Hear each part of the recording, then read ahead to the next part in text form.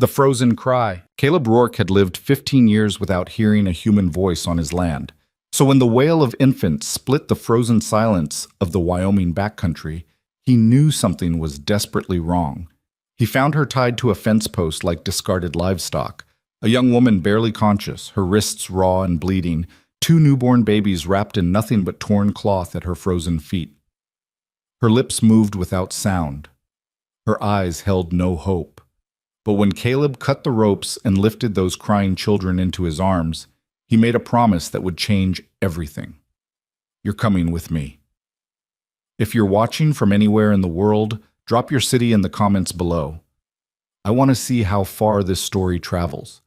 And if you stay until the end, you'll witness something rare, a love that asks for nothing and gives everything. Hit that like button and let's begin. The wind that morning carried the kind of cold that turned breath to ice before it left your lungs. Caleb Rourke had been riding fence lines since dawn, checking posts along the northern edge of his property where the land turned wild and the trees grew so thick even sunlight struggled to break through. He wasn't expecting company. He never did. 15 years he'd lived out here, 5 miles from the nearest settlement, 10 from anything resembling civilization. 15 years since he'd buried his parents, sold off half the herd, and decided that silence was better than sympathy. The ranch had become his entire world, 200 acres of stubborn earth, a cabin that leaked when it rained, and livestock that knew his voice better than any human ever would. He was checking a section of fence that had been damaged by a fallen pine when he heard it. A sound so out of place, so foreign to this landscape, that at first he thought it was an animal, a fox kit maybe, or a wounded coyote. But as he moved closer, the sound sharpened, split into two distinct cries, high, desperate, unmistakably human. Infant cries. Caleb's hand went instinctively to the rifle strapped to his saddle, but he didn't draw it. His heart hammered as he urged his horse forward, following the sound through a narrow gap in the trees where the fence line had been torn down entirely. Posts snapped like kindling. And then he saw her. She was slumped against one of the broken posts, her body twisted at an angle that made his stomach turn. Ropes bound her wrists to the wood, so tight the hemp had cut through skin. Her dress was torn, mud-stained, soaked through with melted snow and something darker. Blood, maybe. Her head hung forward, dark hair matted across her face. At her feet, wrapped in what looked like a single shawl that had been ripped in half, were two tiny bundles. The babies. They screamed with the raw, primal fury of newborns, who had no understanding of cold or abandonment, only hunger, only need. Caleb dismounted in one motion, his boots hitting the frozen ground hard. He didn't call out, didn't waste time with questions. He pulled his knife from his belt and sawed through the ropes binding her wrists, catching her weight as she collapsed forward into his arms. She was lighter than she should have been, too light. Her skin was ice cold, her breathing shallow and uneven. But when he shifted her slightly, her eyes fluttered open, gray, unfocused, filled with something that looked like terror. "Don't," she whispered, the word barely audible. "Don't take them." "I'm not taking anything," Caleb said quietly, his voice rough from disuse. "I'm helping." Her gaze drifted past him, unfocused, and he wasn't sure she'd heard. He lowered her gently to the ground, then turned to the babies. They were still screaming, their faces red and scrunched, tiny fists waving in the air. He'd never held an infant in his life. Didn't know the first thing about them. But he scooped them up as carefully as he could, one in each arm, and they quieted almost immediately. Whether from warmth or exhaustion, he couldn't tell. The woman's eyes tracked him as he moved, wide and glassy. "They'll come back," she murmured. "They'll come. Who will?" But she didn't answer. Her head lolled to the side, consciousness slipping away again. Caleb looked around. No wagon, no horse, no supplies.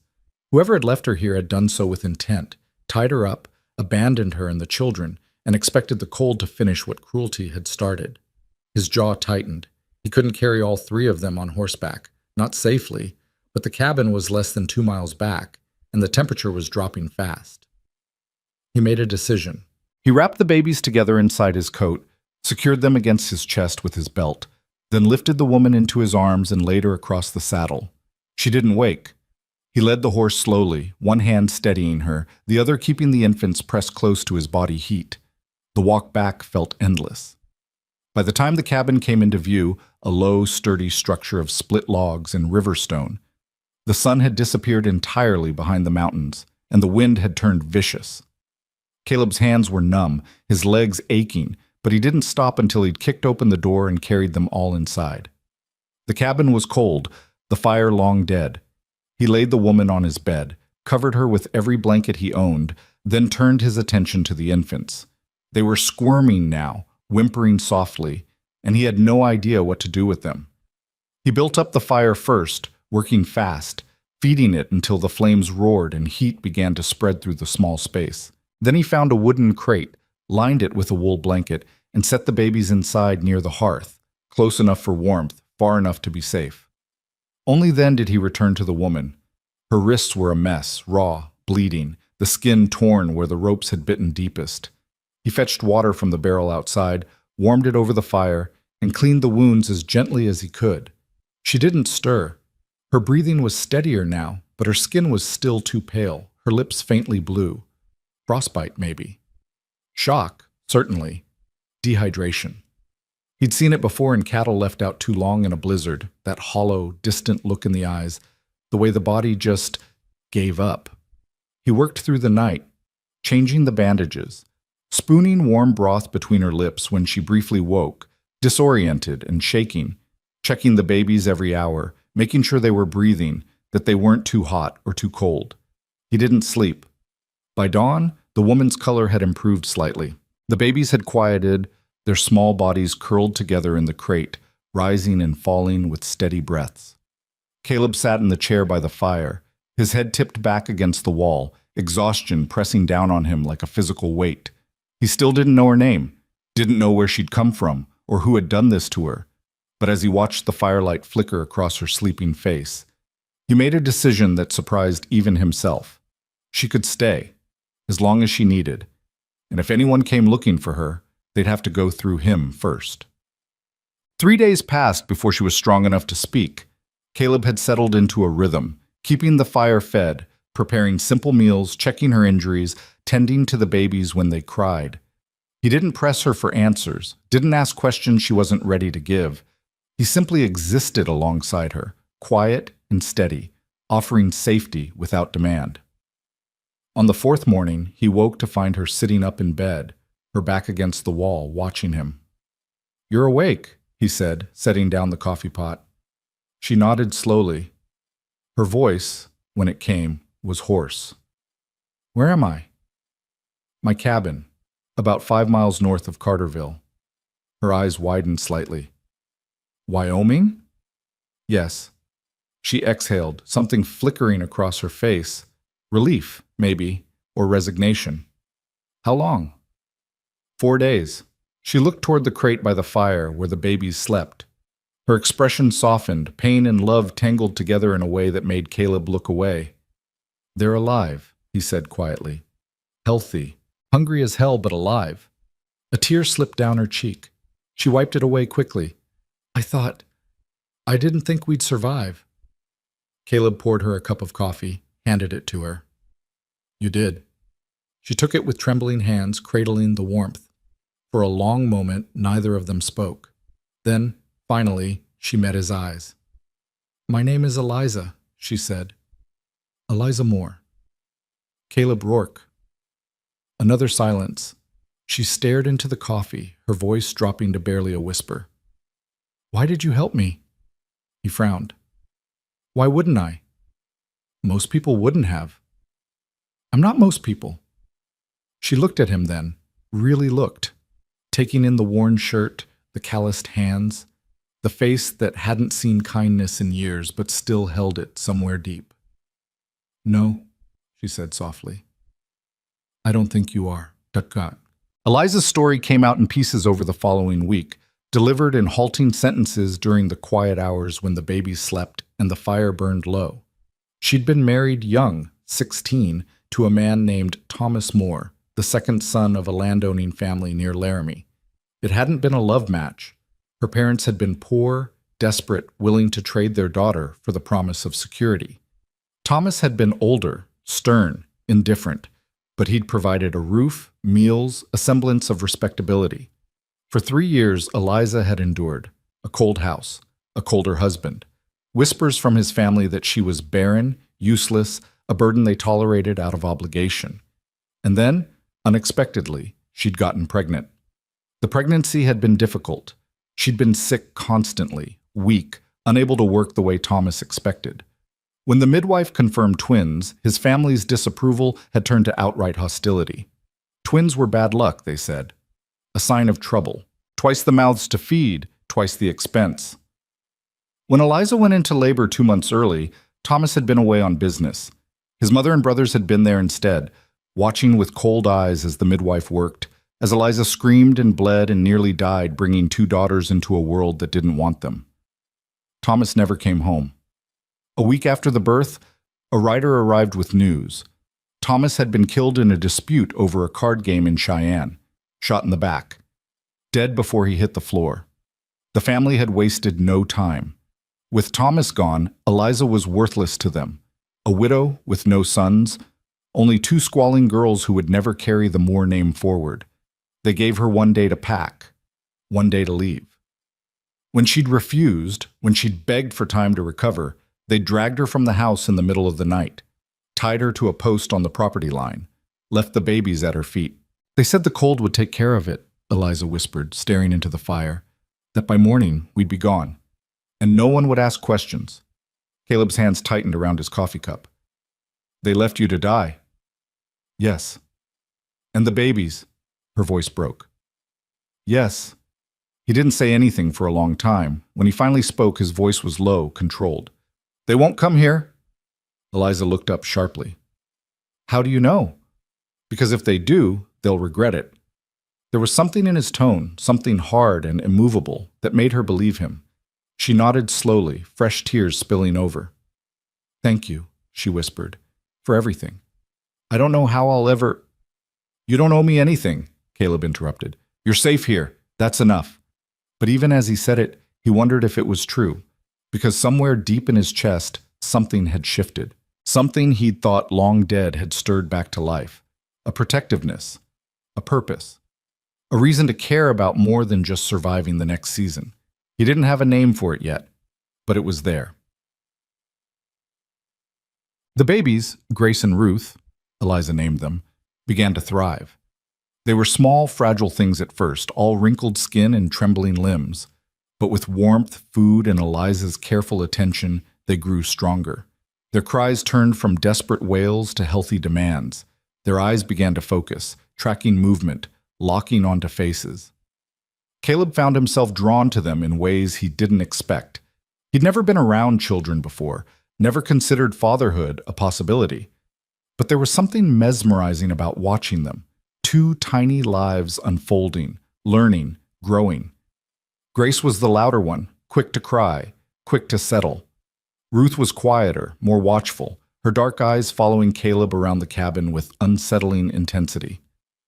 She likes you, Eliza said one afternoon, smiling as Ruth cooed softly from her place on Caleb's lap. He looked down at the baby, who stared back with solemn focus. She's just figuring out who I am. Maybe. Or maybe she already knows. He didn't know what to say to that, so he stayed silent. But when Ruth wrapped her tiny fingers around his thumb, something fierce and protective surged through him, a feeling he hadn't experienced since his parents died. Eliza noticed. She always noticed. You're good with them, she said quietly. Caleb shook his head. I don't know what I'm doing. Neither do I, but we're managing. He glanced at her. She was sitting by the window mending one of his shirts, her hair tied back loosely, her face lit by the pale winter sun. She looked different than she had that first day. Stronger, steadier, more present. Beautiful, he realized with a jolt. He looked away quickly, heat rising in his face. Caleb? Yeah? She set down the sewing. What happens when winter ends? He frowned.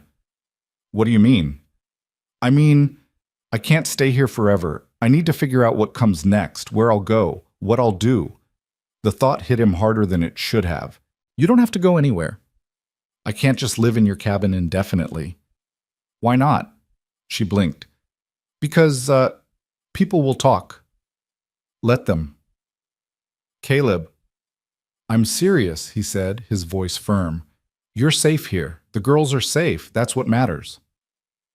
Eliza studied him for a long moment, something unreadable in her expression. You really mean that? I do. She smiled, small, tentative, but real. Then maybe we'll stay a little longer.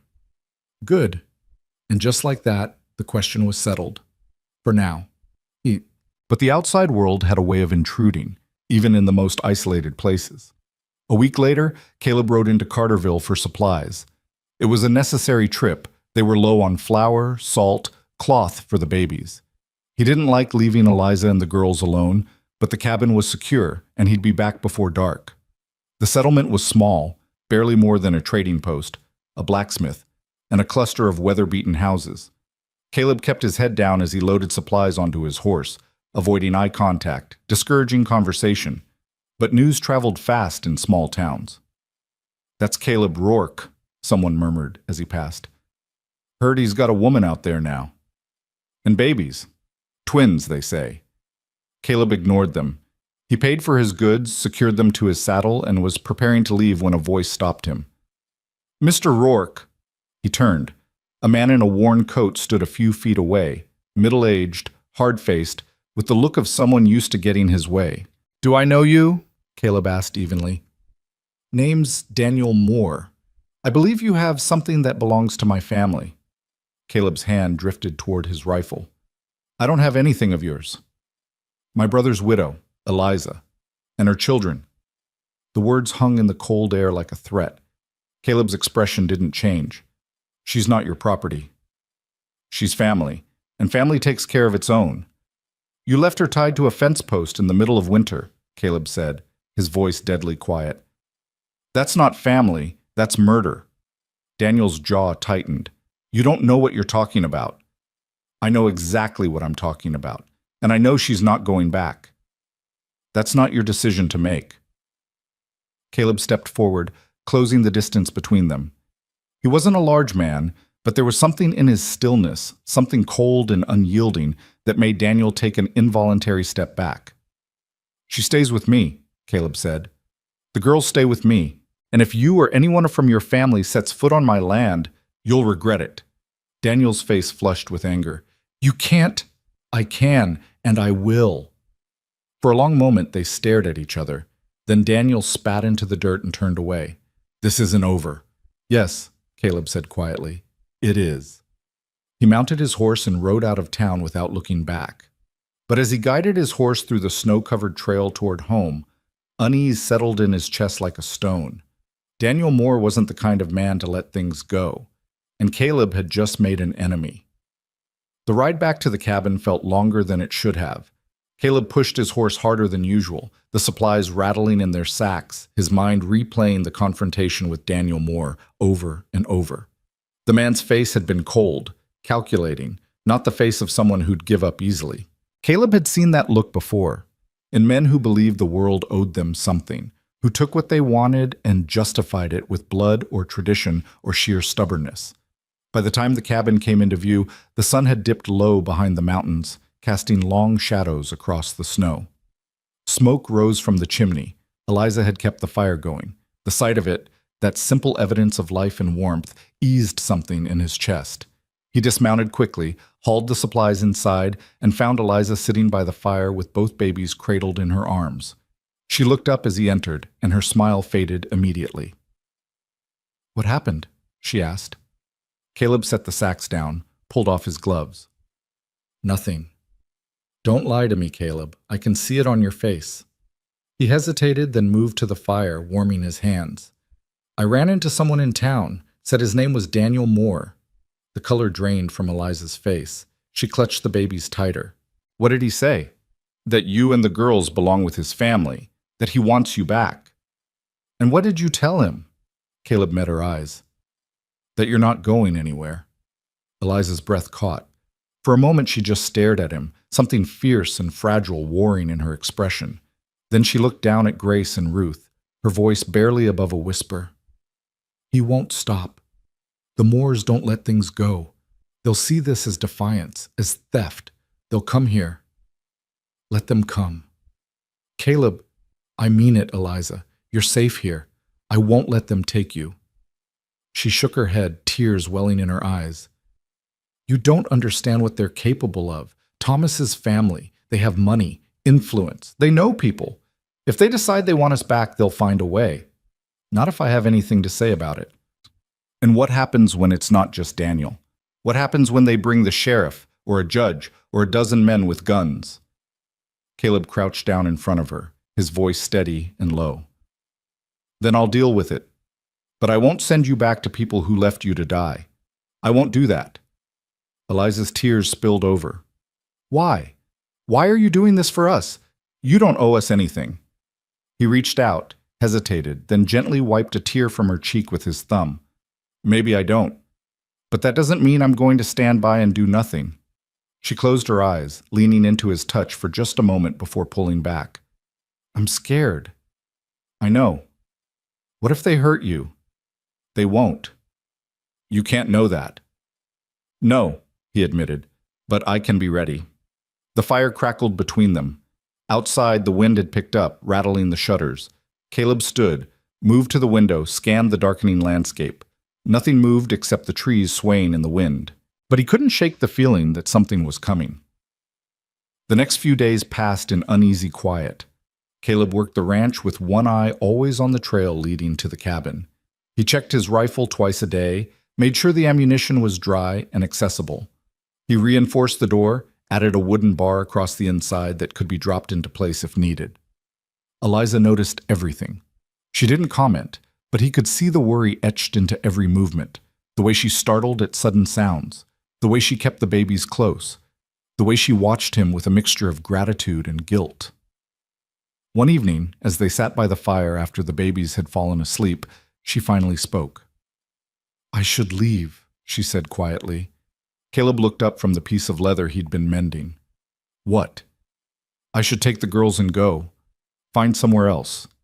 Somewhere far from here. Eliza, you've done more than enough, Caleb. You saved our lives. You gave us shelter, safety, time to heal. But I can't ask you to fight my battles. He set down the leather, his jaw tight. You're not asking. I'm choosing.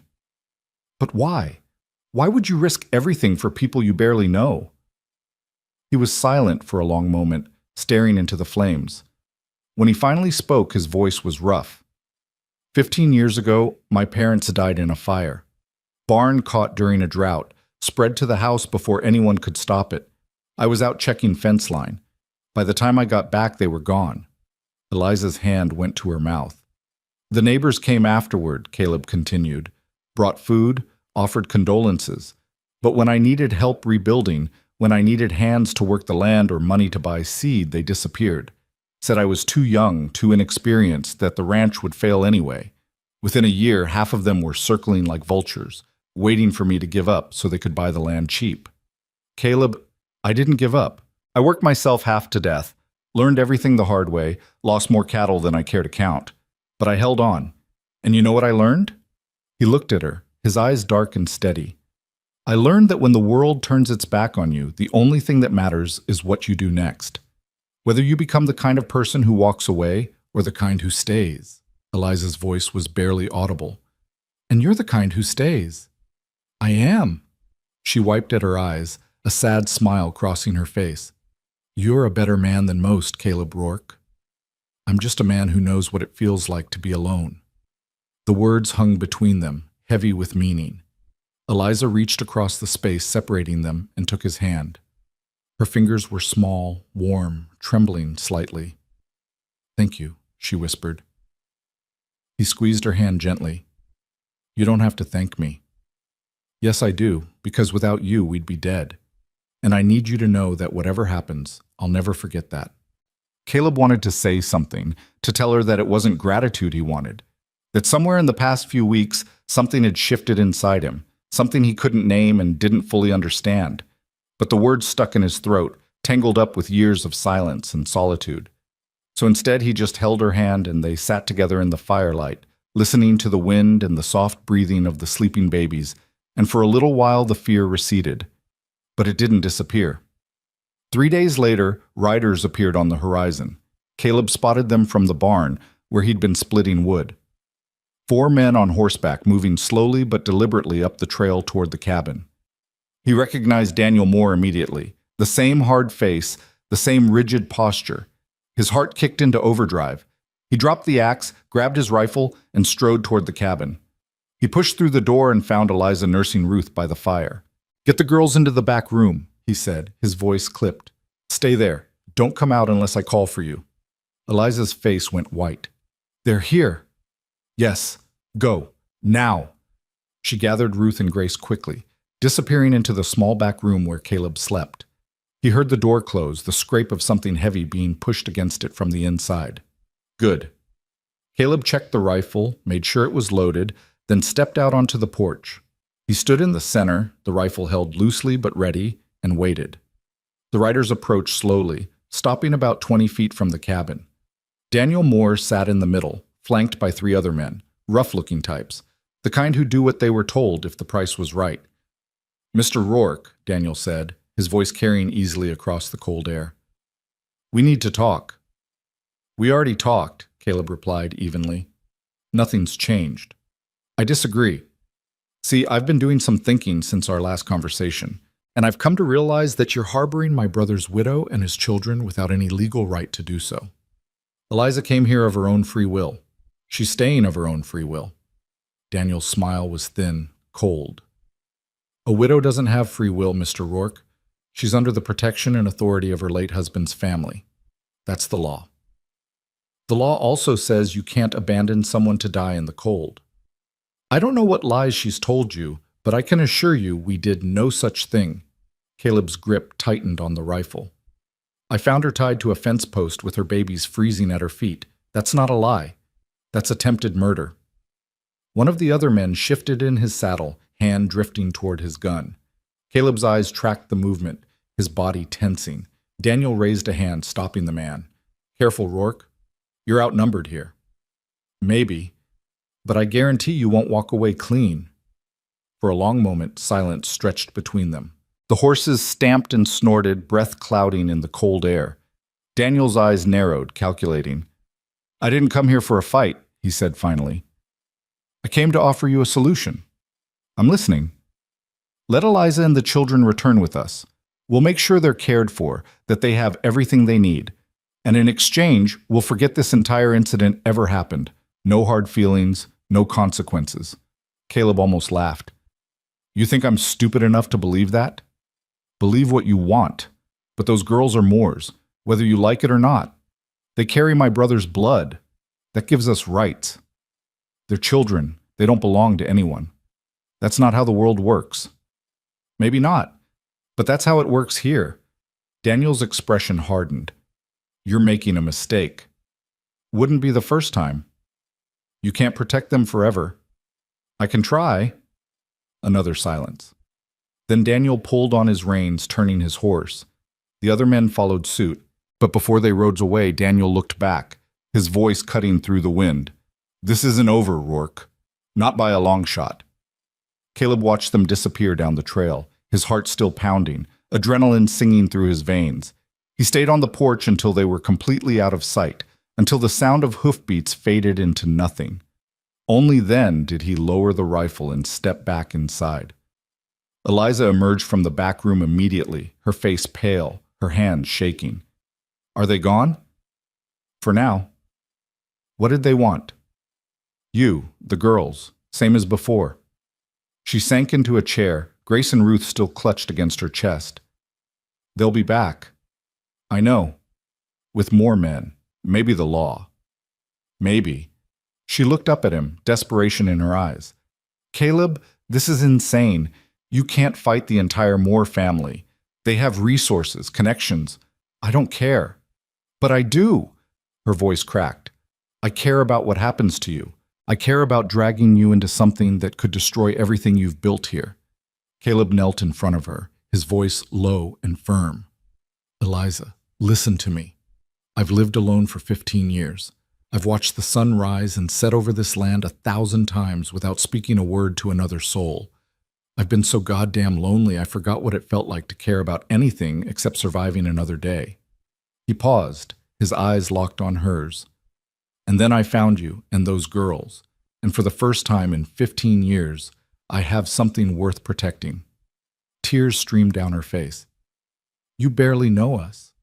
I know enough. This could cost you everything. Then it costs me everything, but I'm not walking away. Eliza closed her eyes, a sob breaking free.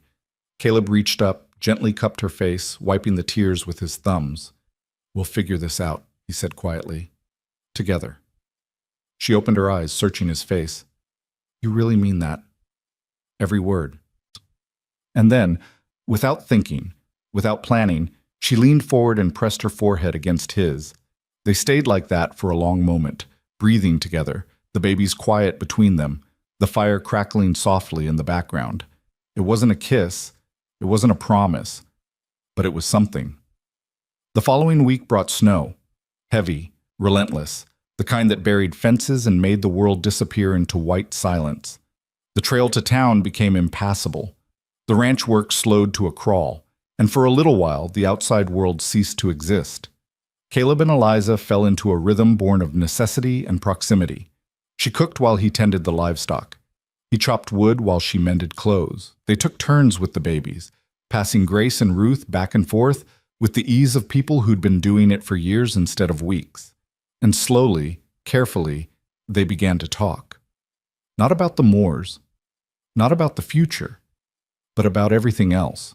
Eliza told him about her childhood in a small farming community outside Laramie, about parents who'd loved her but hadn't known how to keep food on the table, about a little brother who died of fever when she was 10. She told him about learning to read from a traveling preacher, about loving stories and words, and the way sentences could build whole worlds.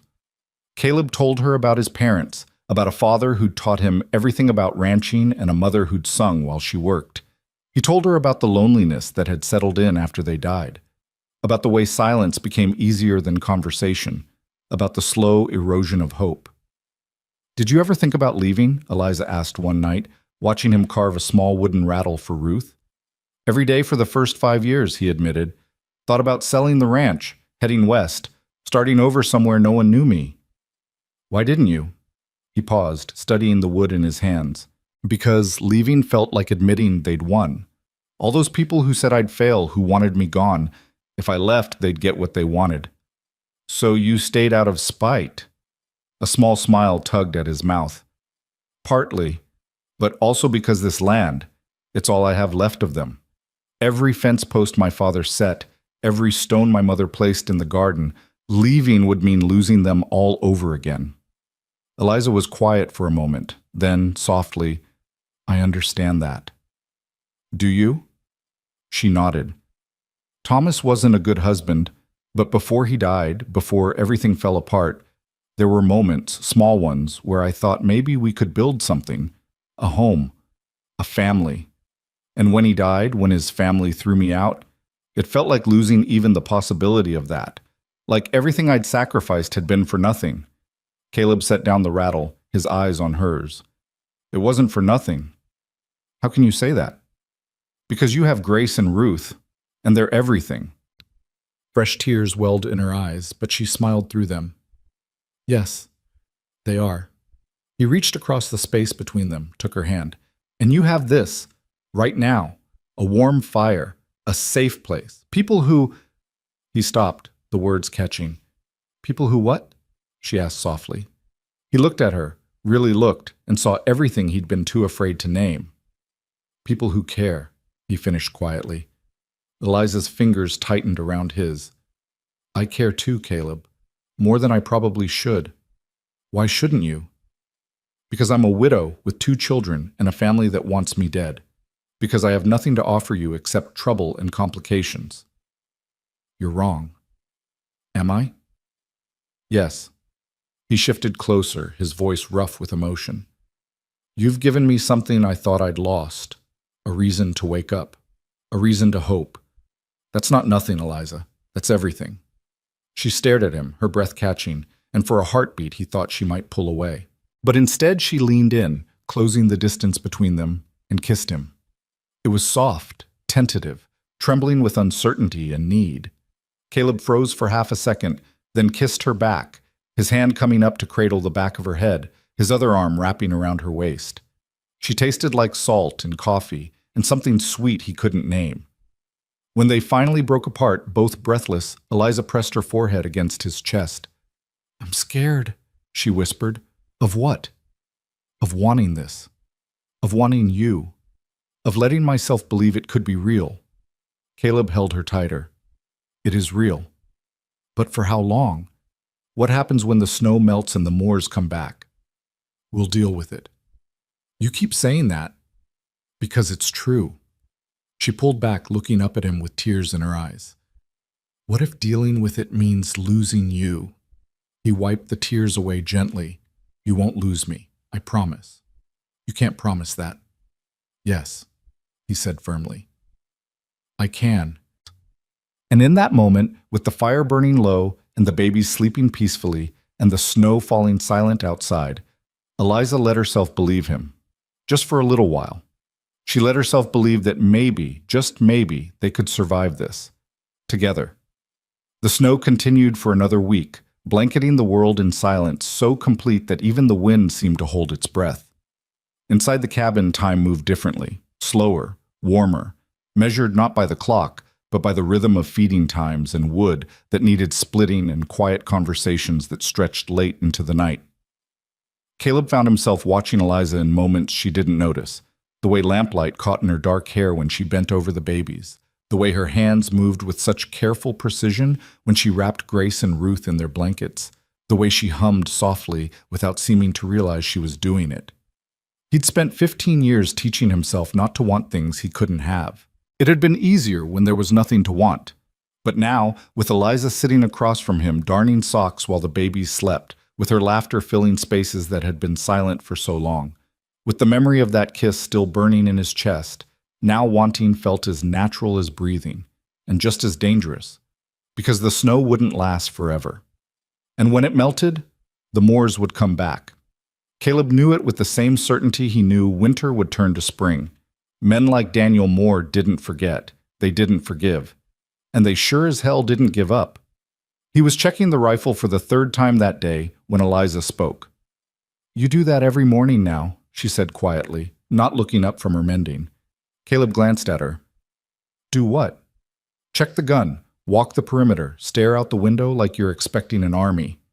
He set the rifle down carefully. "Just being cautious." "Caleb?" She put down the socks, met his eyes. "Talk to me." He moved to the window, peered out at the endless white. "I keep thinking about what Daniel said, that this isn't over, that they'll come back. I know, I think about it too. And I keep trying to figure out what their next move will be. Whether they'll wait for spring or try to push through the snow, whether they'll bring the law or just bring more guns." Eliza stood, crossed to him. "Whatever they do, we'll face it." "Will we?" He turned to her, something raw in his expression. "Because I need you to understand what you're choosing here, Eliza. If you stay, if we do this together, there's no going back. The Moors will see you as a traitor. The town will have opinions. People will talk. Let them talk. It's not that simple. Your reputation, your future, my future is here." She reached up, touched his face. "With you, with Grace and Ruth, in this cabin that leaks when it rains and smells like wood smoke and is the first place I've felt safe in 3 years. His hand came up to cover hers. "You deserve better than this. Better than safety? Better than kindness? Better than someone who looks at my daughters and sees blessings instead of burdens?" She shook her head. "There is no better than this, Caleb. This is everything." He pulled her close, buried his face in her hair. She smelled like soap and milk and something uniquely her, something that felt like home. They stood like that for a long time, holding each other while the fire crackled and the babies slept and the world outside remained frozen in time. But time, Caleb knew, always moved forward, whether you were ready or not. The thaw came slowly, then all at once. One morning Caleb woke to the sound of water dripping from the eaves, and by afternoon the snow had turned to slush, revealing patches of brown earth and dead grass. The trail to town would be passable within days. The isolation that had protected them was ending. Eliza felt it too. She grew quieter, more watchful, keeping the babies close even inside the cabin. At night she'd wake suddenly, sitting bolt upright in bed with her heart racing, convinced she'd heard horses or voices or footsteps on the porch. Caleb would calm her, check the doors and windows, reassure her that they were alone. But he understood the fear. He felt it himself. On the third day after the thaw began, Caleb rode into Carterville. He needed supplies, but more than that, he needed information. The settlement had a telegraph office, and news traveled faster by wire than by horse. If the Moors were planning something, someone would know. The town was mud-soaked and miserable, half the buildings still rimmed with dirty snow. Caleb tied his horse outside the general store and went inside, nodding to the shopkeeper as he gathered flour, salt, sugar, coffee. The man watched him with undisguised curiosity, but said nothing until Caleb approached the counter to pay. "Heard you had some visitors before the snow hit," the shopkeeper said casually, counting out change. Caleb's expression didn't change. "Word travels." "Always does, especially when it involves the Moors." The man leaned forward slightly, lowering his voice. "You know they've been asking around about you? About the woman and the babies?" "Asking what?" "Everything. How long she's been there. Whether you two are married. Whether anyone's seen bruises on her. Signs of mistreatment. They're building a case." Caleb's jaw tightened. "A case for what?" "For taking her back. They've been talking to the territorial judge claiming you're holding her against her will, that you're unfit to have children in your care. There's even talk they might petition to have you arrested for kidnapping." The words hit like a physical blow. Caleb forced himself to stay calm, to keep his voice level. "That's a lie. She came to me for help. She's staying because she wants to." The shopkeeper shrugged. "I'm not saying I believe them. I'm just telling you what I've heard.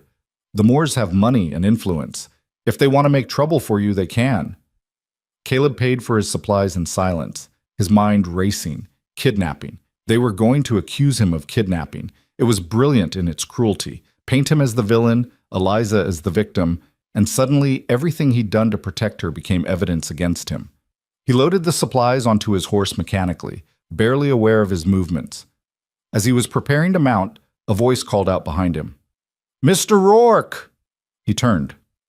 A woman stood in the doorway of the boarding house across the street, middle-aged, respectable-looking, with sharp eyes and a careful posture. He recognized her vaguely from previous trips to town, but had never spoken to her. "Yes, ma'am?" She approached slowly, glancing around as if checking who might be watching. When she spoke, her voice was low. "My name is Margaret Winters. I run the boarding house. I wanted to speak with you about Eliza Moore." Caleb stiffened. "What about her?" "I knew her. Before she married Thomas. We weren't close, but I remember her. Sweet girl, too young to be married off like livestock." Margaret's expression hardened. "And I know what the Moors are, what they did to her." "Do you?" "Everyone knows, even if they won't say it out loud. They left her to die because those babies were girls, because she was useless to them without a son to carry on the family name." She paused. "I also know you saved her life." Caleb said nothing. "The Moors are spreading lies about you, Mr. Rourke, trying to paint you as some kind of predator who took advantage of a grieving widow. But I wanted you to know that not everyone believes them, and if it comes to it, if they try to take her through the courts, there are people in this town who will testify to what really happened." Something loosened in Caleb's chest. "Why would you do that?" Margaret smiled sadly. "Because I've watched too many women get swallowed up by powerful families and cruel traditions, and because someone needs to stand up and say enough." She reached into her pocket, pulled out a folded piece of paper. "This is the name of a lawyer in Cheyenne. He's honest, and he doesn't care about the Moors' money. If you need legal help, contact him." Caleb took the paper, stunned. "I don't know what to say." "Say you'll fight for her. That's all that matters." He nodded slowly. "I will, I am." "Good." Margaret glanced back toward the boarding house. "Be careful, Mr. Rourke. The Moors are dangerous when they feel threatened, and you've threatened them more than anyone has in a long time." She walked away before he could respond, leaving him standing in the mud with a piece of paper clutched in his hand, and hope flickering in his chest for the first time in days. When Caleb returned to the cabin that afternoon, he found Eliza pacing near the window, Grace on her hip, Ruth sleeping in the wooden crate by the fire. She turned as he entered, relief flooding her face. "You were gone so long," she said. "I thought, I'm fine." He set down the supplies, moved to her. "But we need to talk." Her face paled. "What happened?" He told her everything, the shopkeeper's warning, Margaret Winter's offer of help, the lawyer's name tucked safely in his pocket. Eliza listened in silence, her free hand pressed against her mouth, her eyes growing wider with each detail. "Kidnapping," she whispered when he finished. "They're going to accuse you of kidnapping." "It's a strategy. They're trying to make me look like the criminal so no one questions what they did. But it could work, Caleb, if they convince a judge, then we fight it. With evidence, with witnesses, with the truth. The truth doesn't always matter when you're up against people with power." He took her shoulders gently. "Maybe not, but it's all we have. And we're not facing this alone anymore. Margaret Winters offered to help. She knows other people who will too." Eliza's eyes filled with tears. Why would she do that? Because she knows what the Moores are, and because she believes in doing what's right. "I don't deserve this. Any of this. Your protection, her help." "Stop." His voice was firm but gentle. "You deserve everything good this world has to offer, Eliza. And I'm going to make sure you get it." She broke then, sobbing against his chest while he held her, murmuring reassurances he wasn't sure he could keep. Grace squirmed between them, making small protesting sounds until Eliza pulled back, wiping her eyes, trying to smile. "Sorry," she whispered. "I'm just so tired of being afraid." "I know, but we're going to get through this. How can you be so sure?" He touched her face, traced the line of her jaw. "Because I'm not losing you. Not to them. Not to anyone." The certainty in his voice made something shift in her expression. She leaned up, kissed him softly, and when she pulled back there was steel in her eyes. "Then we fight," she said. "Yes. Together. Always." 2 days later the Moores came back, but this time they didn't come alone. Caleb saw them from the barn where he was repairing tack. 8 riders this time, including Daniel Moore and 3 men wearing badges. His stomach dropped. The law. They'd brought the territorial marshal and 2 deputies. He set down the leather strap he'd been working on and walked slowly toward the cabin, every sense on high alert. Eliza appeared in the doorway, the babies in her arms, her face white as snow. "Take them inside," Caleb said quietly. "Lock the door. Don't open it unless I tell you to." "Caleb, do it. Now." She disappeared inside. He heard the bar drop into place, the scrape of furniture being moved. Good. Whatever happened next, at least she'd be protected. The riders stopped 15 feet from the porch. Daniel Moore sat front and center, a satisfied smirk on his face. The marshal, a hard-looking man in his 50s with a graying beard and tired eyes, dismounted slowly, one hand resting on the revolver at his hip. "Caleb Rourke?" he asked. "That's me. I'm Marshal Hendricks. I have a warrant for your arrest on charges of kidnapping and unlawful detention." The words hung in the air like a death sentence. Caleb forced himself to stay calm, to keep his hands visible and non-threatening. "On whose authority?" "The territorial court, based on testimony from Daniel Moore and his family." "Testimony that's a lie." Hendricks' expression didn't change. "That's for a judge to decide. Right now, I need you to come with me peacefully." "And Eliza? The babies?" Daniel spoke up, his voice dripping with false concern. "They'll be returned to family care where they belong." Caleb's hands curled into fists. "Like hell they will." "Mr. Rourke," Hendricks said sharply, "don't make this harder than it needs to be. You don't understand what you're doing. Those men left her to die. They tied her to a fence post in the middle of winter with 2 newborn babies and expected the cold to kill them. That's the family you're returning her to." One of the deputies shifted uncomfortably. Hendricks' eyes narrowed. "You have proof of that?" "Eliza's testimony. My testimony. The scars on her wrists from the ropes." "Hearsay and circumstantial." Daniel's voice was smooth, confident. My family tried to help Eliza after Thomas died. She ran away in a state of grief and confusion, and this man took advantage of her vulnerability. We're simply trying to bring her home. That's a goddamn lie, and you know it. Watch your language, Mr. Rourke, Hendricks warned, and come along quietly, or I'll add resisting arrest to the charges. Caleb's mind raced. If he fought, they'd shoot him. If he ran, they'd chase him down. If he went with them, they'd take Eliza and the girls, and he might never see them again. There was no good option. No way out that didn't end in disaster. And then the cabin door opened. Eliza stepped onto the porch, Grace and Ruth cradled in her arms. Her chin was raised, her spine straight, and despite the fear in her eyes, her voice was steady. Marshall Hendricks, she said clearly, my name is Eliza Moore, and I need you to hear the truth. Hendricks turned, surprised. Ma'am, you should go back inside. No. She descended the steps slowly, carefully, her eyes locked on the marshal. You came here believing lies. You came here thinking Caleb Rourke kidnapped me. But the truth is, he saved my life. Daniel urged his horse forward. Eliza, you don't know what you're saying.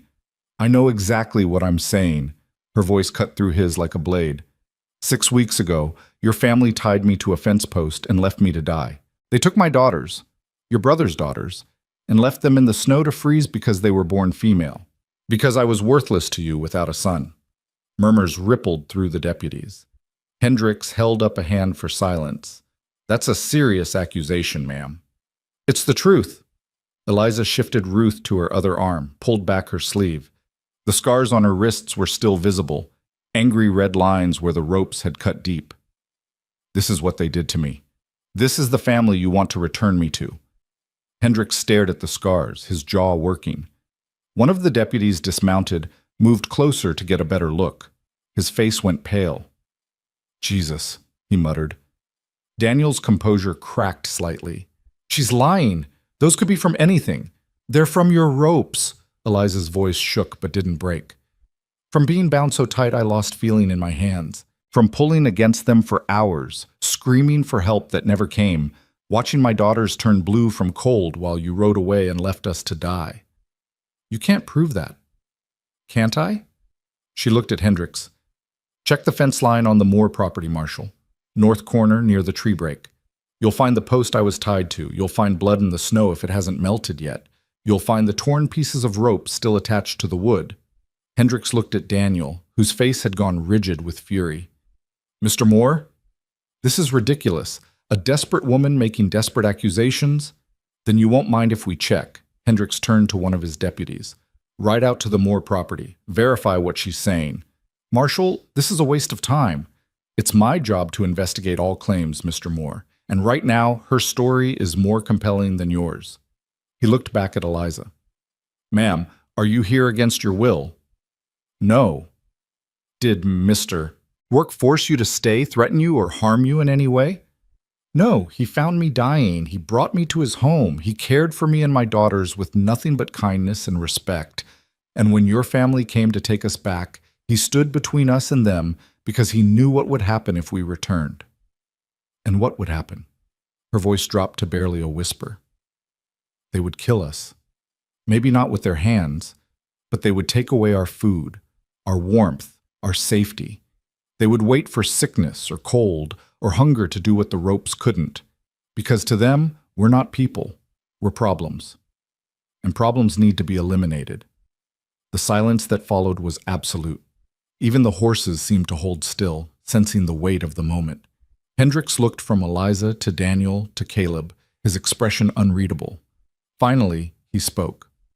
Mr. Moore, I'm going to need you and your companions to head back to town while we sort this out. Daniel's face flushed dark red. You can't be serious, dead serious. This woman has made credible accusations of attempted murder. Until I can verify or disprove them, Mr. Rourke is not under arrest, and Mrs. Moore is free to stay wherever she chooses. She's not free. She's a widow under family protection. She's a grown woman with the right to speak for herself.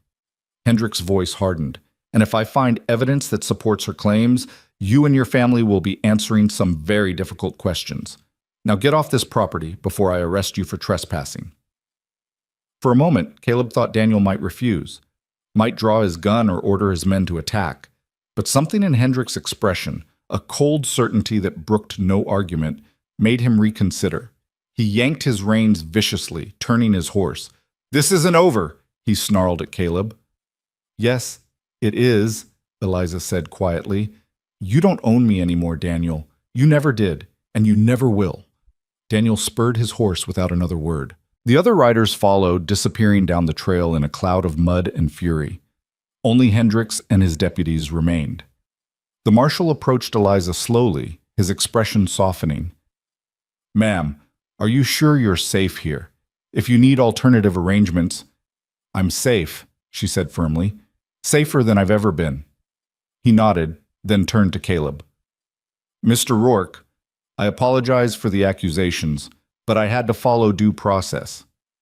"I understand. If the deputy confirms what Mrs. Moore said about the fence post and the evidence, I'll be filing charges against the Moore family. You may be called to testify." "Whatever you need." Hendricks tipped his hat to Eliza. "Ma'am, you're a brave woman, braver than most." "I'm just a mother protecting her children. That's the bravest thing there is." He mounted his horse, and the deputies followed suit.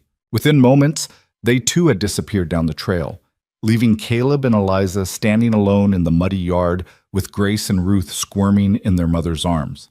For a long moment, neither of them moved. Then Caleb crossed the distance between them in 3 strides and pulled Eliza into his arms, careful not to crush the babies.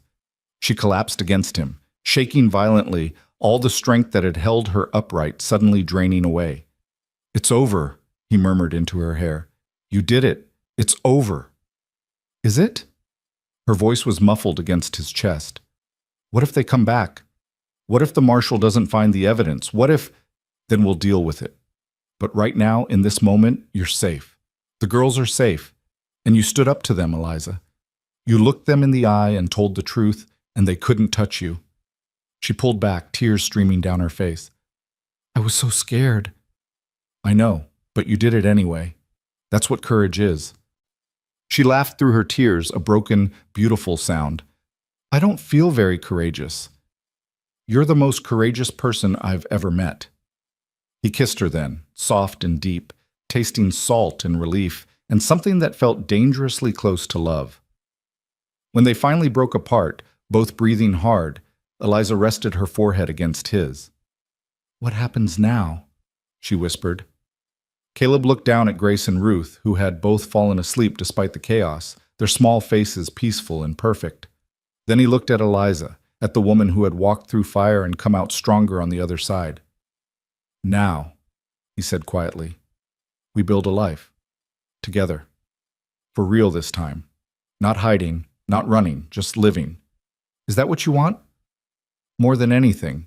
She smiled, soft and tremulous. "Then that's what we'll do."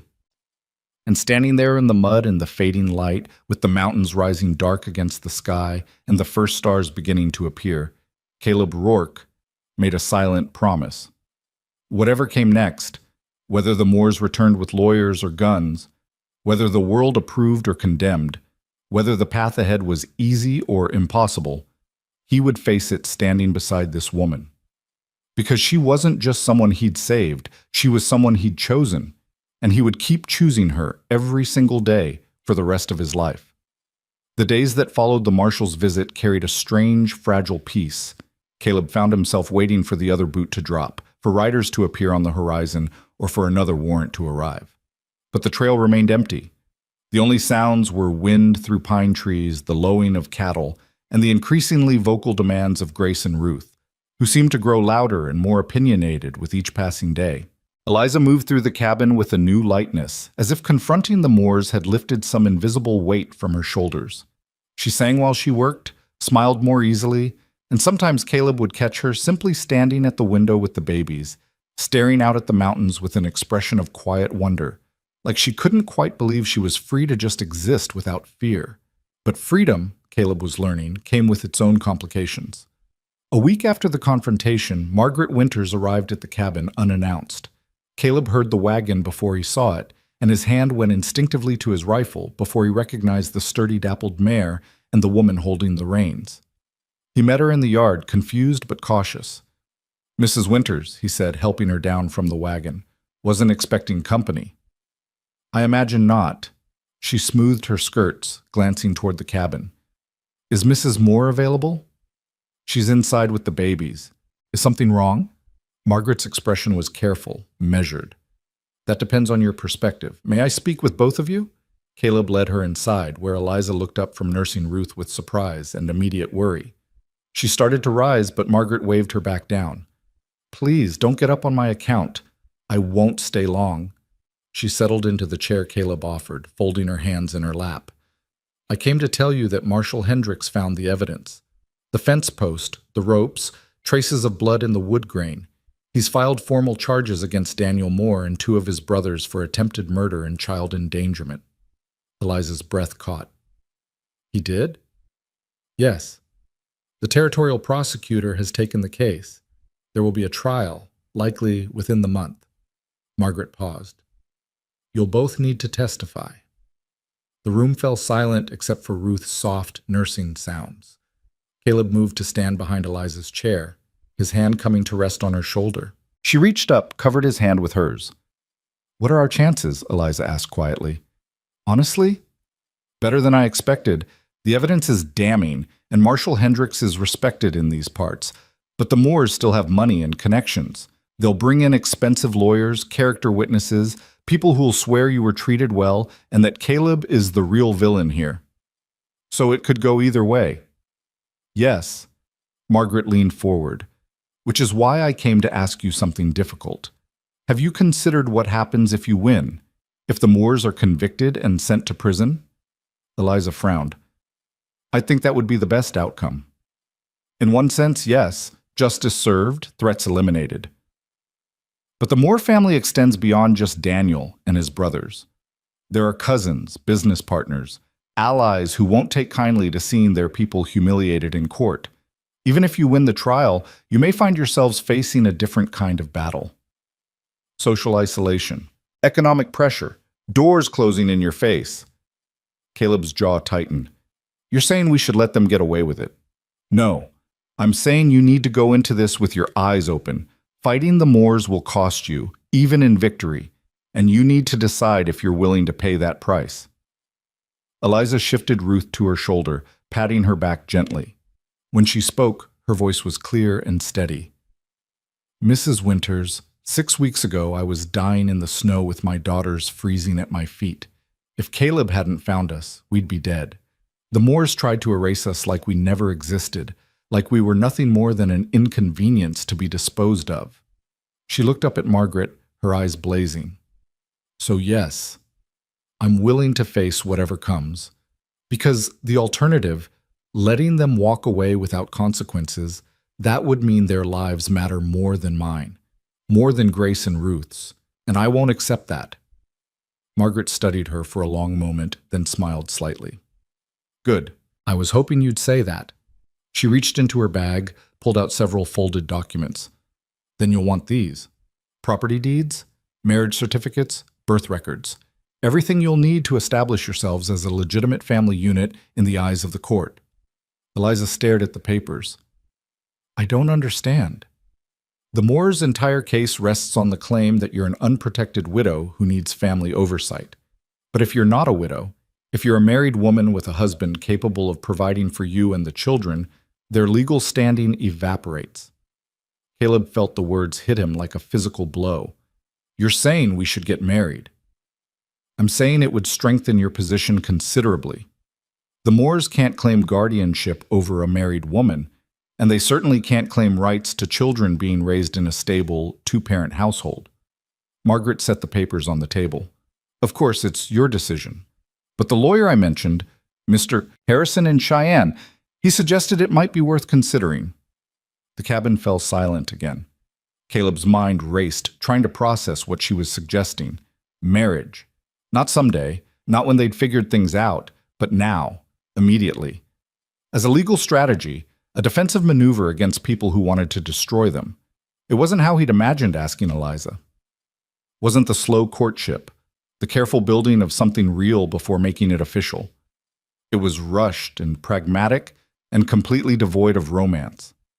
And yet, he looked down at Eliza, at the woman who had stood up to her tormentors with nothing but truth and courage, who had kissed him in the firelight and told him she wanted to build a life here.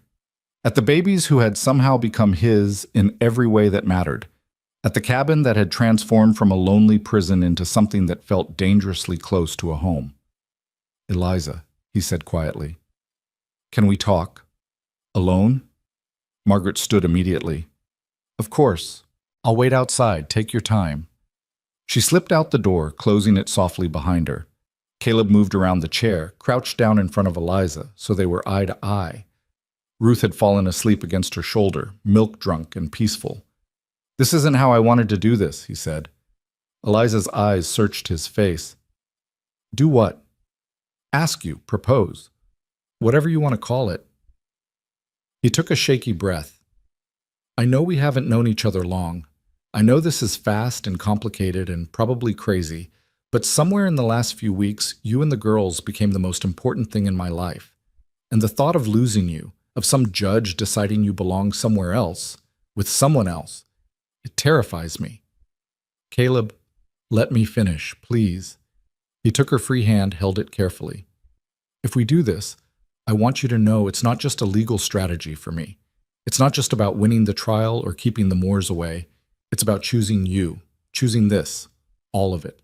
The good, the bad, the messy, the complicated. I want to be your husband for real, Eliza, not just on paper.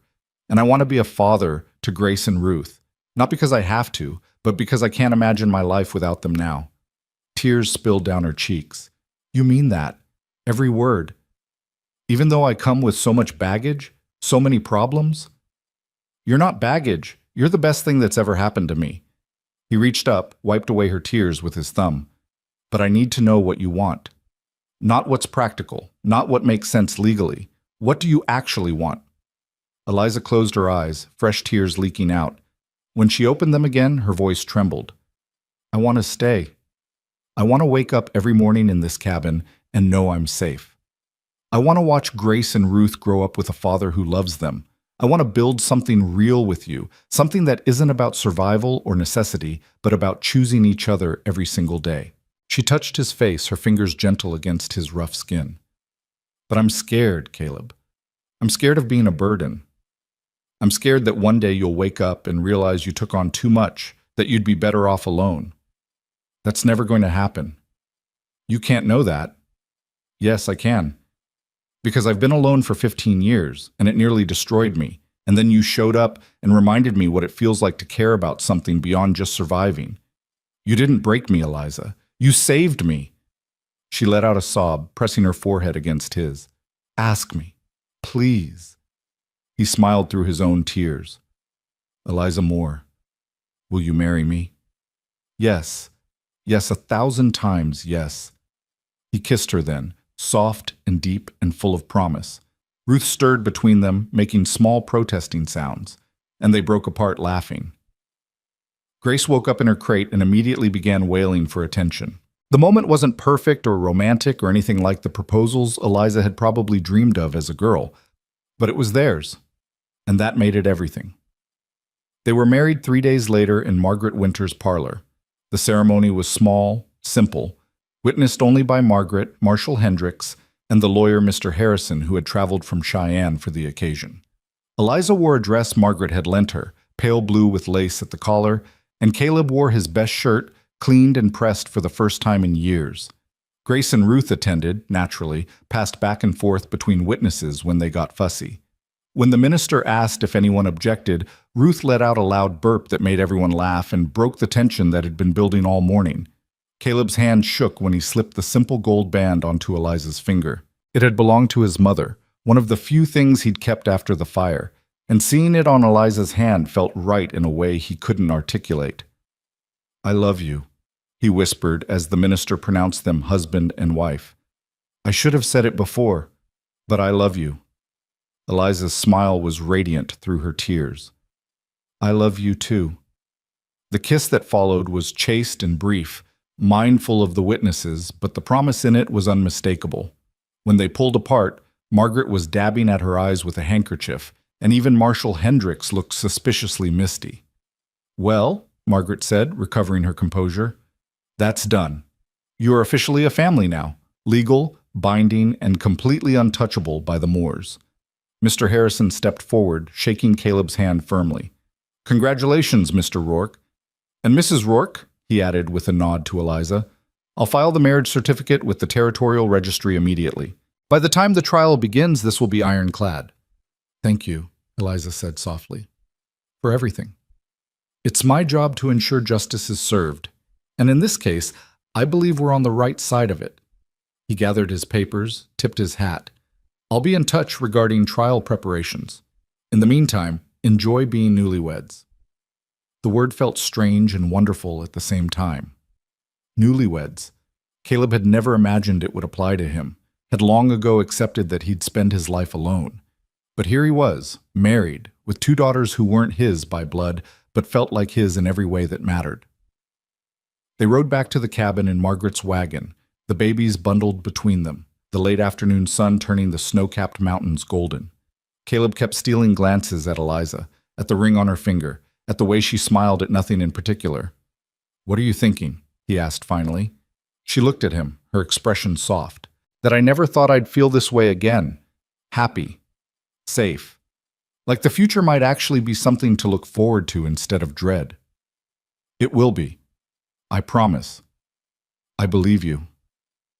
When they reached the cabin, Caleb carried Eliza over the threshold, despite her laughing protests that it was silly and unnecessary.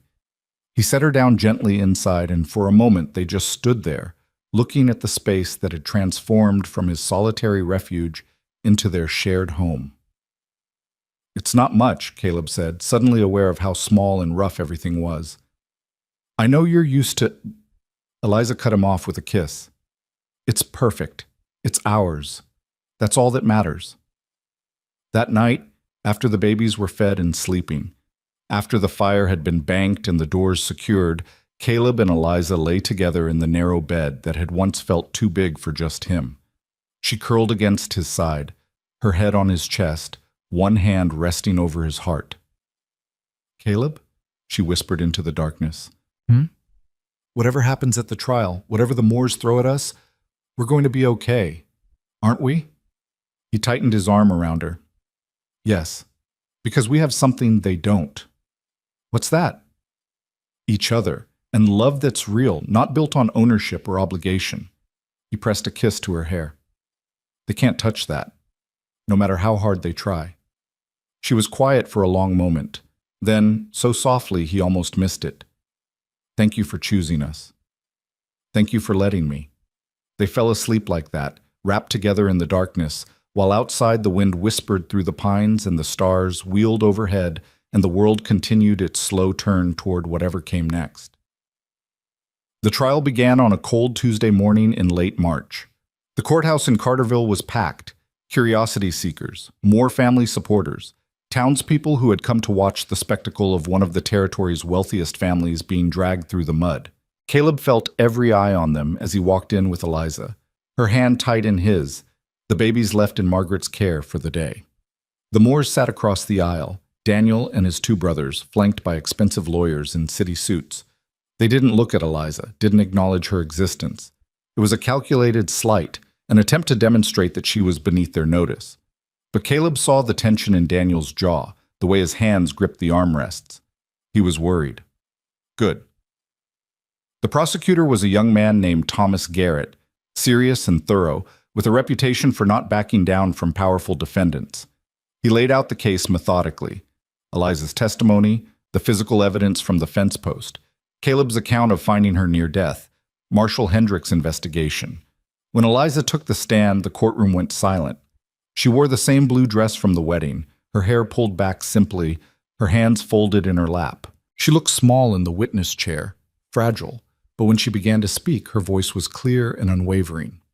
She told them everything: the marriage to Thomas, the pregnancy, the family's hostility, Thomas's death, the night they dragged her from the house and tied her to the post, leaving her and the babies to freeze, the hours of agony, the certainty that she would die. And then Caleb, appearing like something out of a dream, cutting her free and carrying them to safety. The defense lawyer tried to shake her testimony during cross-examination, suggesting she was confused, traumatized, that her memory was unreliable. But Eliza didn't waver. "I remember every detail," she said firmly. "I remember Daniel's voice telling his brothers to make sure the ropes were tight. I remember watching them ride away without looking back. I remember thinking my daughters would die in the snow because we were inconvenient. Those memories don't fade, sir. They're burned into my mind forever." By the time she stepped down, several people in the gallery were crying. Even the judge looked troubled. Caleb testified next, describing exactly what he'd found and the condition Eliza and the babies were in. The defense tried to paint him as an opportunist who had taken advantage of a vulnerable widow, but Mr. Harrison was ready with character witnesses: Margaret Winters, the shopkeeper from Carterville, even a few neighboring ranchers who testified that Caleb was known as honest and hardworking. The trial lasted 3 days. The defense brought their own witnesses, more family friends who swore Eliza had been treated well, that her claims were fabrications, that she'd left of her own accord in a state of emotional distress. They painted her as unstable, ungrateful, manipulative, but they couldn't explain away the fence post, the ropes, the blood, the scars on Eliza's wrists that the judge had examined personally. On the 4th day, the jury deliberated for 6 hours. Caleb and Eliza waited in a small room behind the courthouse, barely speaking, holding hands so tightly their fingers went numb. When the bailiff finally called them back, Caleb's heart was hammering so hard he thought it might burst from his chest. The jury foreman stood, a weather-beaten rancher in his 60s. "On the charge of attempted murder, we find the defendants guilty. On the charge of child endangerment, we find the defendants guilty." The courtroom erupted. Someone screamed.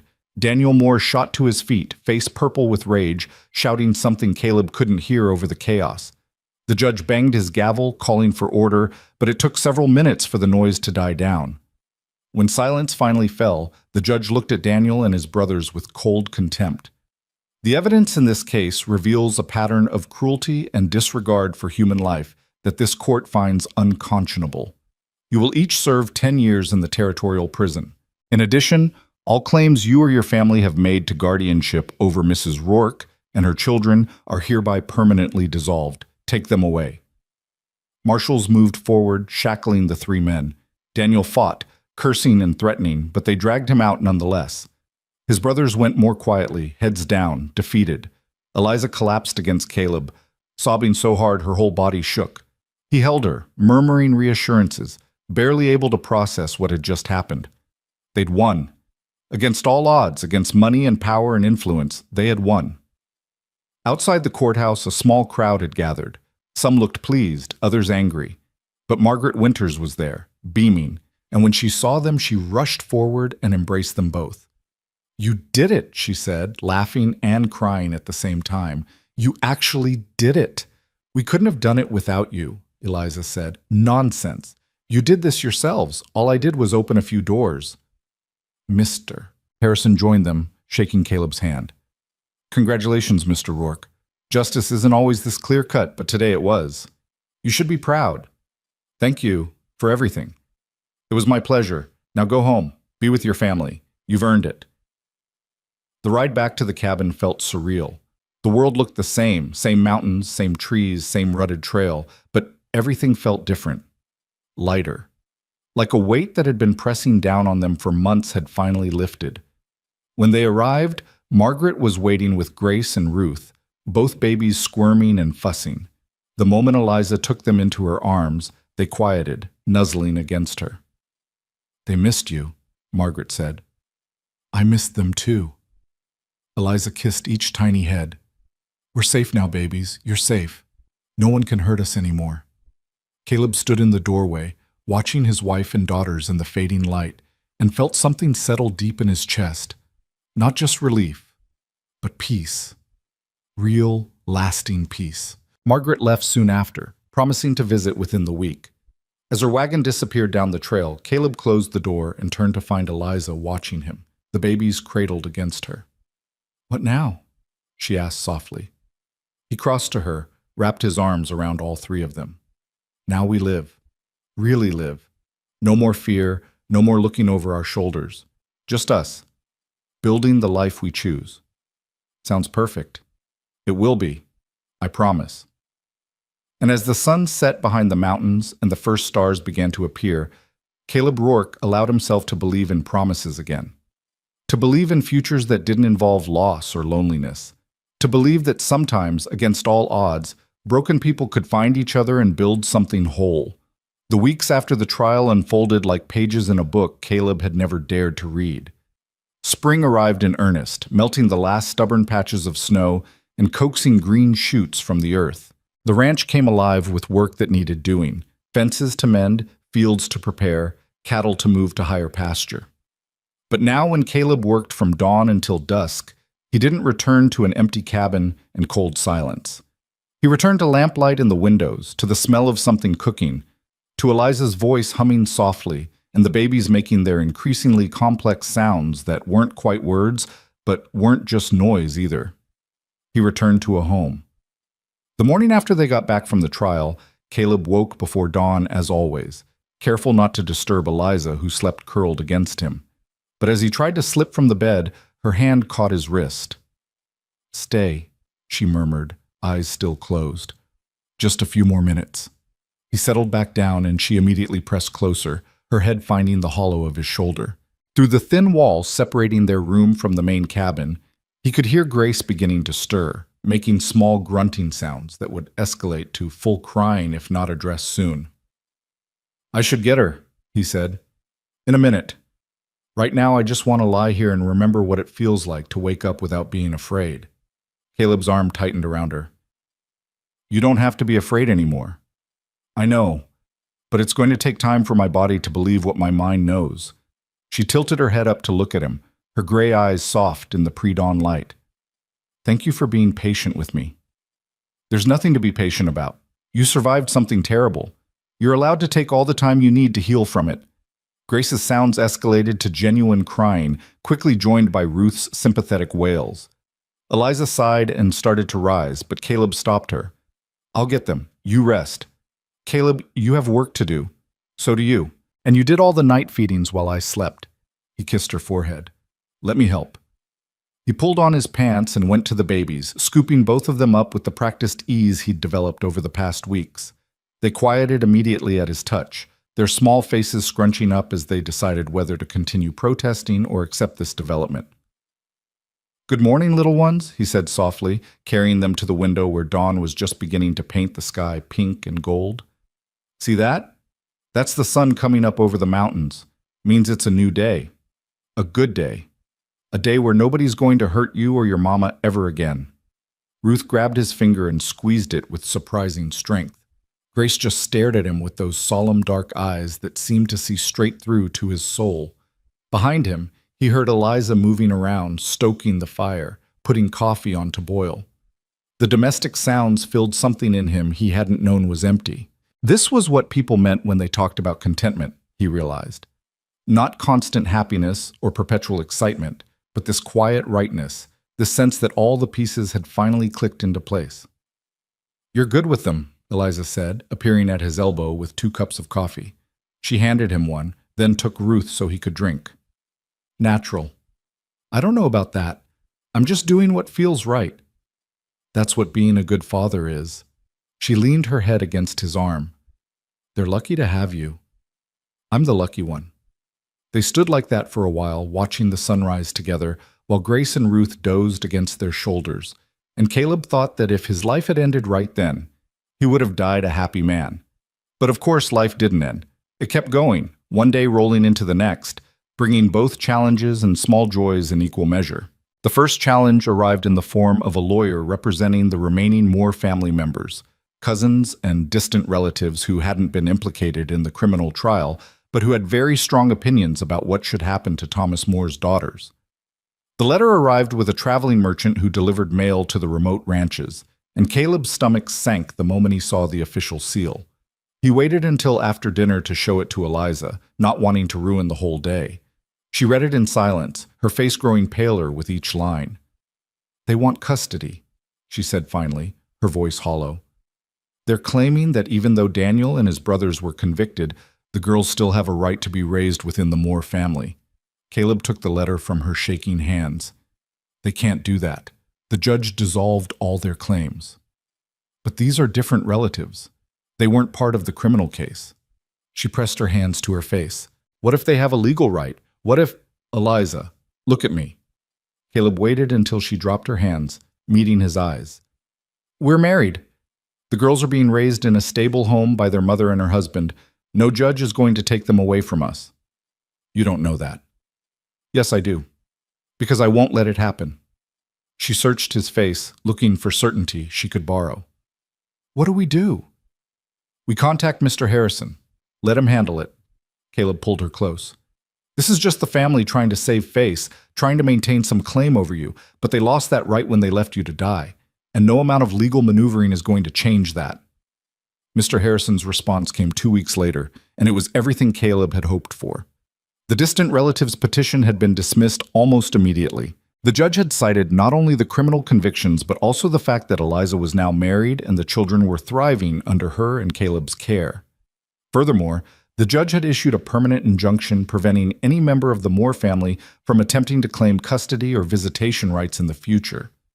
When Caleb read the letter aloud to Eliza, she cried for an hour straight, not from fear this time, but from relief so profound it had to escape somehow. It's really over, she kept saying. It's really, truly over. Yes, Caleb agreed, holding her while she shook. It's over. They can't touch you anymore. That night they made love for the first time since the wedding, slow and careful and achingly tender. Afterward, lying tangled together in the darkness, Eliza traced patterns on Caleb's chest with her fingertips. I never thought I could feel this way again, she whispered. Safe enough to want someone. Safe enough to let myself be vulnerable. Caleb caught her hand, brought it to his lips. You're safe with me, always. I know. That's what makes it possible. They fell asleep like that, wrapped around each other, and when Caleb woke in the middle of the night to Grace crying, he found Eliza already up, nursing the baby by the fire. The sight of them, his wife and daughter silhouetted against the flames, struck him with such force that he had to pause and just breathe through the overwhelming love that threatened to crack his chest open. She looked up and smiled, and he knew she felt it too. This impossible, improbable gift they'd been given. This second chance at life, at love, at everything that mattered. Spring turned to summer, and with it came the hard work of running the ranch in earnest. Caleb had let things slide during the trial and its aftermath, focusing on Eliza and the babies rather than the land. Now he needed to make up for lost time, and there was more work than one man could reasonably handle. He was repairing the roof of the barn one sweltering afternoon when he heard hoofbeats approaching. He tensed instinctively, hand going to the rifle he now kept within reach at all times, but relaxed when he recognized the rider. It was James Cooper, who owned the neighboring ranch 5 miles to the east. They'd crossed paths a few times over the years, nodded at each other in town, but had never been what anyone would call friends. Cooper dismounted, squinting up at Caleb on the roof. Rourke. Cooper. Something I can help you with? Other way around, actually. Cooper pulled off his hat, wiped sweat from his forehead. Heard you got yourself a family now. Wife and twin girls. Caleb climbed down, wary. That's right. Also heard what happened with the Moores, trial and all that? Cooper's expression was hard to read. That took guts, standing up to them like you did. Most people wouldn't have. Most people aren't married to a woman who nearly died because of them. True enough, Cooper shifted his weight. Look, I'll be straight with you. I need help with my haying next week, and I'm short on hands. Usually I'd hire men from town, but the going rate's gotten ridiculous. I was thinking maybe we could work out an arrangement. I help you with your fence line, you help me with the hay. Fair trade. Caleb studied him, surprised. Why would you want to help me? Because I respect what you did. And because out here, good neighbors are hard to come by. Cooper extended his hand. What do you say? Caleb shook it. Deal. Over the following weeks, Cooper made good on his word, showing up with tools and supplies to help repair the extensive fence damage from the winter. He brought his 2 teenage sons along, and they worked alongside Caleb with impressive efficiency. In return, Caleb spent several long days helping Cooper bring in his hay, work that left him exhausted but satisfied. But more than the practical help, Cooper brought something else: acceptance. Word spread that James Cooper was working with Caleb Rourke, and slowly, carefully, other neighboring ranchers began to follow suit. They'd nod when they saw him in town now. Some even stopped to ask after Eliza and the babies, offering awkward but genuine congratulations on his marriage. The isolation that had defined Caleb's life for 15 years was beginning, slowly, to crack. Eliza noticed the change immediately. "You seem lighter," she said one evening as they sat on the porch watching the sunset, Grace and Ruth playing with wooden blocks Caleb had carved. "Happier?" "I am happy." "I know, but it's different now, like you're finally letting yourself believe this is real." He considered that. "Maybe I am. Cooper invited us to a barn dance next month. His daughter's getting married." Eliza's eyes widened. "Really? And you want to go?" "If you do. It might be good for you to meet some of the other women around here. Build some friendships." She looked down at her hands, a shadow crossing her face. "What if they judge me? What if they think—" "They won't." Caleb took her hand. "Cooper told his wife about what happened. She told the other women. They're on your side, Eliza. They want to meet you, to welcome you." "How do you know?" "Because Cooper said his wife has been asking when she can come visit, and Margaret mentioned that several women from the church auxiliary want to organize a quilting circle, and they'd like you to join." Tears welled in Eliza's eyes. "A quilting circle?" "Yes. Is that bad?" She laughed through the tears. "No, it's wonderful. I just never thought I'd have that again. Friends, community, a place where I belong." "You belong here. With me, with the girls, with these people who are learning what I already know, that you're strong and brave and deserve every good thing." She kissed him then, soft and sweet, and Grace made a disgusted sound that made them both laugh. The barn dance was everything Eliza had hoped for, and also terrifying in ways she hadn't anticipated. She spent an hour that morning trying on the 3 dresses she owned, discarding each one as either too worn or too plain.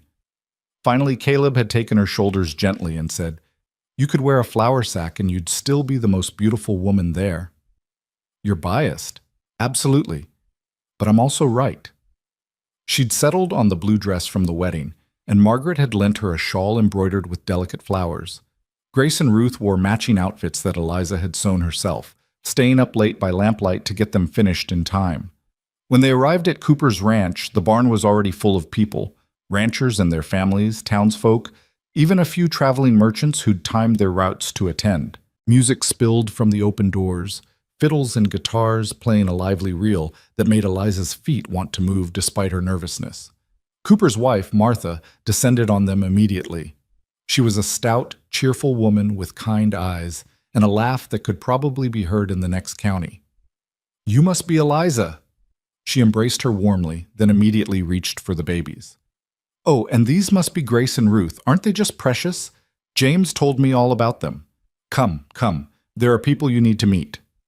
Before Eliza could protest, Martha had swept her away into a crowd of women who welcomed her with genuine warmth. They cooed over the babies, asked polite but not intrusive questions about her settling into ranch life, and included her in their conversation as if she'd always been part of their circle. Caleb watched from across the barn, relief and pride swelling in his chest. James Cooper appeared at his elbow, pressing a cup of cider into his hand. "Your wife seems to be fitting in well," Cooper observed. "She is. Thank you for this." "Don't thank me. Martha's been planning this assault for weeks." Cooper grinned. "She's determined to make sure your wife knows she has friends out here." "I appreciate it more than you know." They stood in comfortable silence for a while, watching the dancers spin and laugh. Then Cooper said, "You know, I was wrong about you, Rourke." Caleb looked at him questioningly. "All these years, I thought you were just a loner who didn't want company. Didn't realize you were just a man who'd been hurt and needed time to heal." Cooper raised his cup. "I'm glad you found your way back, and I'm glad you're our neighbor." Caleb clinked his cup against Cooper's, emotion clogging his throat. "Me too." Later, when the music slowed to a waltz, Caleb found Eliza and held out his hand. "Dance with me?" She laughed. "I don't know how." "Neither do I. We'll figure it out together." They stumbled through the dance, stepping on each other's feet and laughing like children. Around them, other couples swayed with more grace, but Caleb didn't care. All he cared about was the woman in his arms, the joy in her eyes, the way she fit perfectly against him. "Thank you," she whispered as the song ended. "For what?" "For bringing me back to life. For showing me that the world isn't all cruelty and pain. For being patient while I learned to trust again." He kissed her forehead. "Thank you for letting me." They stayed until long after dark, until Grace and Ruth were sleeping soundly in the wagon bed, and Eliza could barely keep her eyes open. The ride home was quiet, peaceful, the stars impossibly bright overhead. "I had a wonderful time," Eliza said as they pulled up to the cabin. "So did I." "Can we do it again? Go to the next dance or the church social?" Martha mentioned. "We can do anything you want." She smiled, leaning her head on his shoulder. "I just want this. You, the girls, our life here. Everything else is extra." "Then that's what we'll have." Summer faded into autumn, bringing with it a riot of gold and red in the aspens and crisp mornings that required extra blankets. Grace and Ruth grew at an astonishing rate, developing personalities that were distinct and occasionally challenging. Grace was bold and loud, quick to laugh and quick to anger. Ruth was quieter, more thoughtful, content to observe before diving in. Caleb found himself completely enchanted by both of them. He'd carve them toys from scrap wood and marvel at how they'd play with them for hours. He'd hold them while Eliza cooked dinner, telling them stories about the ranch, about the animals, about the mountains that rose like sentinels in the distance. They wouldn't understand the words, but they'd watch his face with rapt attention, and that was enough. One evening in late October, after the girls were asleep and the fire had burned down to coals, Eliza set aside her mending and looked at Caleb with unusual seriousness. "I need to tell you something," she said. His heart jumped. "What's wrong?" "Nothing's wrong. Actually, I think something might be very right." She took a deep breath. "I'm pregnant." The words hung in the air between them. Caleb stared at her, his mind struggling to process. "You're pregnant?" "Yes. I wasn't sure at first, but now I am. I'm maybe 8 weeks along." "We're having a baby." The reality of it crashed over him like a wave. "We're having a baby." "Yes. Are you happy about it?" He crossed the distance between them in 2 strides, pulling her into his arms. "Happy? Eliza, I don't have words for what I am. Overwhelmed, grateful, terrified." She laughed shakily. "That's pretty much how I feel too." He pulled back to look at her, one hand coming to rest gently on her still flat stomach. "Our baby. Yours and mine. Are you scared?" "Out of my mind, but also more excited than I've ever been." He kissed her softly. "We're going to have a family. A real family. We already have a family." "I know, but this feels like the final piece, the one that makes everything complete." Tears slipped down her cheeks. "I love you so much." "I love you too, more than I knew it was possible to love someone." The pregnancy progressed smoothly, despite Eliza's fears. She'd been so sick with Grace and Ruth, but this time she sailed through the first few months with only mild queasiness. As her belly began to swell, Caleb found himself constantly touching it, marveling at the life growing inside. "You're going to spoil this baby before it's even born," Eliza teased one night as Caleb pressed his ear to her stomach, trying to hear movement. "I'm making up for lost time. I didn't get to experience this with Grace and Ruth. You're experiencing it now, with all 3 of them." He looked up at her, emotion raw on his face. "I know I'm not their father by blood, but I love them like they're mine." "Caleb, you are their father. Biology doesn't change that. You're the one who holds them when they cry, who teaches them new things, who makes them feel safe and loved. That's what makes you their father. I just want to make sure they know, that they never doubt they belong here, with us." "They won't. How could they when you love them so completely?" Winter came again, blanketing the world in white. But this time Caleb didn't face it with dread. The cabin was warm, full of laughter and life. Grace and Ruth were walking now, stumbling around on unsteady legs and getting into everything.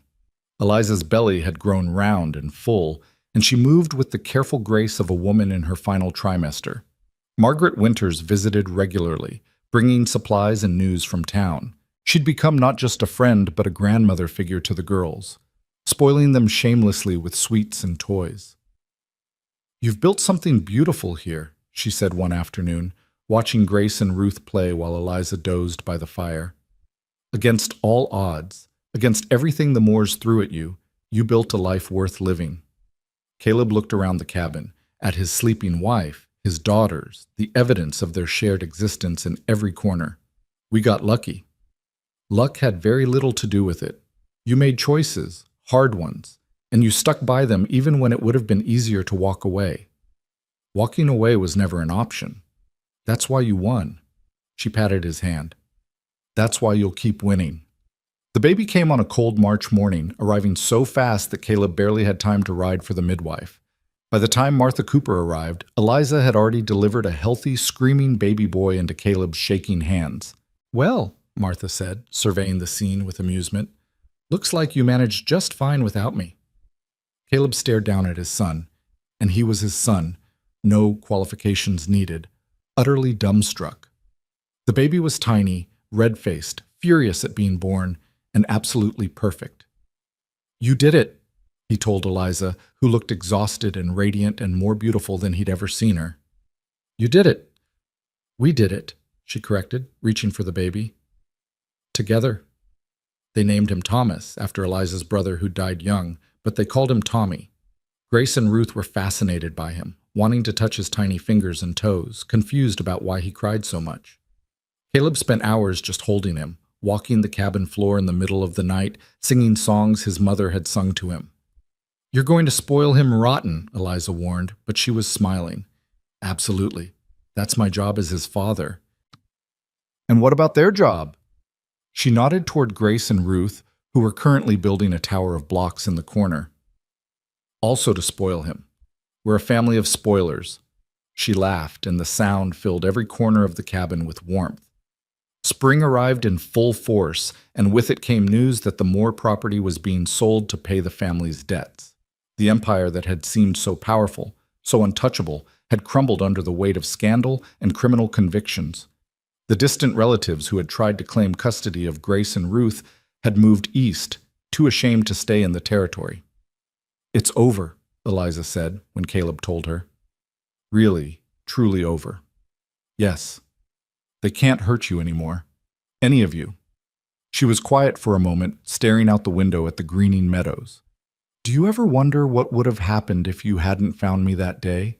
If you'd ridden a different fence line or stayed in the barn an extra hour?" "No," Caleb said firmly. "Because you're here. That's all that matters. But don't you think about it? How close we came to—" He pulled her close, one hand cradling the back of her head. "I think about what we have now. This family, this life, this love that I never thought I'd find.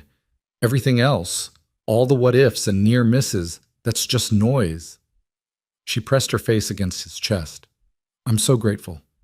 Every single day I wake up grateful." "Me too." They stood like that while Tommy slept in his cradle and Grace and Ruth played outside under Martha's watchful eye, and Caleb thought about the long road that had brought them here, the loneliness, the pain, the loss, the miracle of that frozen morning when he'd heard crying on the wind.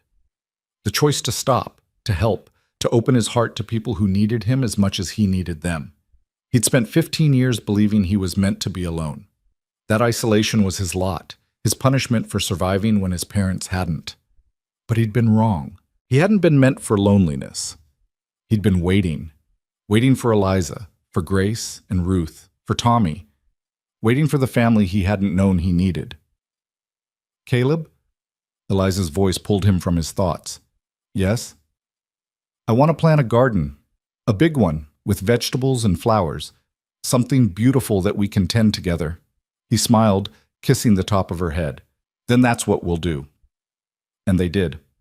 Over the following weeks, they worked side by side, turning soil, planting seeds, building a fence to keep the wildlife out.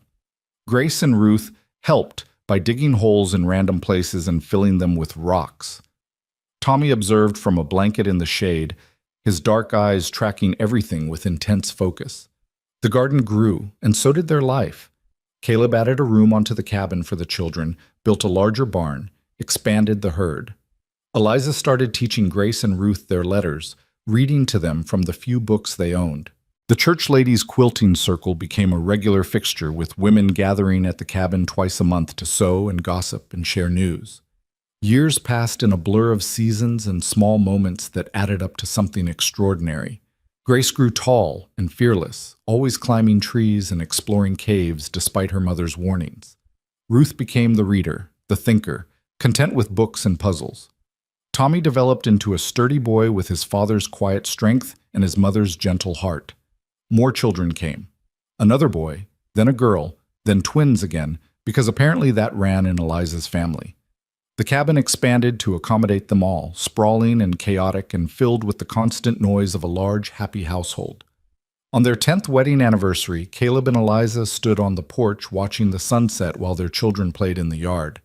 Grace was 15 now, practically grown, already catching the eye of Cooper's youngest son. Ruth was teaching the twins to read. Tommy was showing the younger boys how to whittle. "Can you believe it's been 10 years?" Eliza asked, her hand in his. "Some days it feels like yesterday. Others it feels like we've been together forever. Do you ever regret it? Taking us in, changing your whole life?" He looked at her, at the woman who had transformed his existence from mere survival into something rich and meaningful. Not for a single second. Not even when the children are driving you crazy?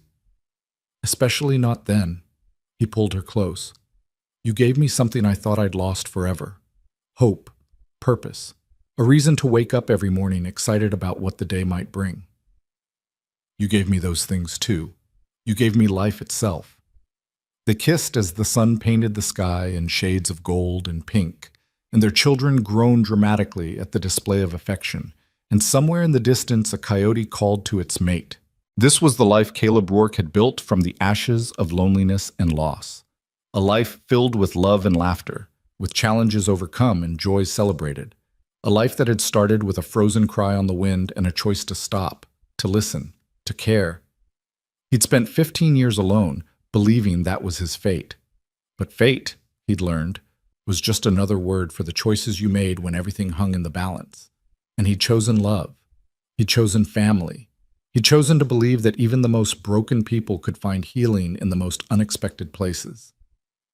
As darkness fell and they herded the children inside for dinner, Caleb paused in the doorway, looking back at the land he'd once seen as a prison. The mountains rose dark against the starlit sky, eternal and unchanging. But everything else had changed. Everything that mattered. "Papa, are you coming?" Tommy called from inside. "Yes," Caleb said, smiling. "I'm coming." And he stepped inside, closing the door behind him, shutting out the darkness and the cold and the memory of who he used to be. Because that man was gone. In his place stood a husband, a father, a man who had learned that the greatest courage wasn't in facing danger or standing up to powerful enemies. It was in opening your heart to love when everything in your past said you shouldn't. It was in choosing hope when despair would have been easier. It was in believing that tomorrow could be better than yesterday, even when all the evidence suggested otherwise. Caleb Rourke had made those choices, and they had saved him just as surely as he had saved Eliza on that frozen morning so many years ago. The cabin door closed with a soft click, and inside the laughter and warmth continued late into the night, a beacon of light in the Wyoming darkness. A testament to the family that shouldn't have existed, but did. A testament to love that refused to be defeated. A testament to the simple truth that sometimes, when you least expect it, a frozen cry on the wind can change everything. And if you're brave enough to answer it, you might just find exactly what you've been searching for all along.